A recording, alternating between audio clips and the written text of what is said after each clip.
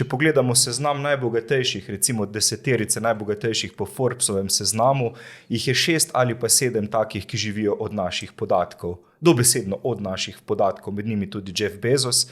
Mislim, da je ta hip drugi najbogatejši, mislim, da je Elon Musk ta hip na prvem mestu. Vsekakor pa so med 10 še Mark Zuckerberg, ki si ga omenila, Larry Page in Sergey Brin, torej ustanovitelja Googla, pa Larry Ellison, ki je mogoče malce manj znan, ampak je ustanovitelj Oracla in verjetno še kak tehnofeudalec, oziroma jaz mu pravim digitalni feudalist, Varoufakis in Žižek pravita, da vstopamo v novo obdobje tehnofeudalizma.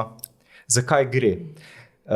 Gre za to, da s temi orodji, torej z pametnimi telefoni in drugimi napravami, mi v bistvu kopljemo zlato rudo sodobnega časa. To je podatke ali pa nafto, kakorkoli že to poimenujemo, nekaj, s čimer skratka drugi bogatijo.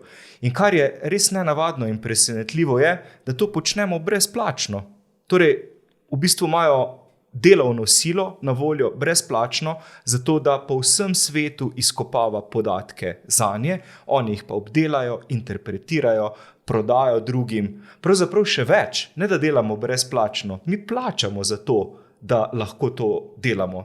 Najprej si kupimo orodja, torej telefone, računalnike, tablice in druge naprave, potem plačujemo zanje mesečno naročnino, potem plačujemo še za podatke, ki so nam jih že pobrali.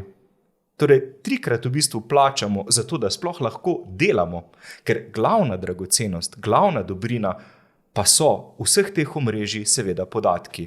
In vsakič, ko se priključite čemurkoli na spletu, kar se oglašuje kot brezplačno, se morate zavedati in se moraš tudi ti zavedati in jaz, da sva potem midva produkt, s katerim se trguje.